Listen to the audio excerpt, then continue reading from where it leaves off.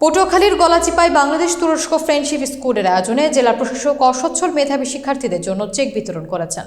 বিস্তারিত দেখুন পলাশ হালদারের প্রতিবেদনে। বৃহস্পতিবার দুপুরে গলাচিপা উপজেলা অফিসার্স ক্লাবের তুরস্ক ফ্রেন্ডশিপ স্কুলের আয়োজনে এই চেক বিতরণ অনুষ্ঠানের আয়োজন করা হয়। অনুষ্ঠানে প্রধান অতিথি হিসেবে উপস্থিত ছিলেন পটুয়াখালী জেলা প্রশাসক আবু হাসনাত মোহাম্মদ আরিফিন, যিনি ১৬ জন মেধাবী ছাত্রছাত্রীকে ৫,০০০ টাকা করে চেক বিতরণ করেন। অনুষ্ঠানে সভাপতিত্ব করেন উপজেলা নির্বাহী কর্মকর্তা মিজানুর রহমান। বিশেষ অতিথি হিসেবে উপস্থিত ছিলেন উপজেলা সহকারী কমিশনার মোহাম্মদ নাসিম রেজা এবং থানা ওসি মোহাম্মদ সালাউদ্দিন। এই আয়োজন শিক্ষার্থীদের মাঝে শিক্ষার প্রতি উৎসাহ বাড়ানোর একটি সুন্দর উদ্যোগ হিসেবে প্রশংসিত হয়েছে। এই ধরনের উদ্যোগ শিক্ষার্থীদের স্বপ্ন পূরণ সহায়ক ভূমিকা রাখবে বলে আশা করা হচ্ছে।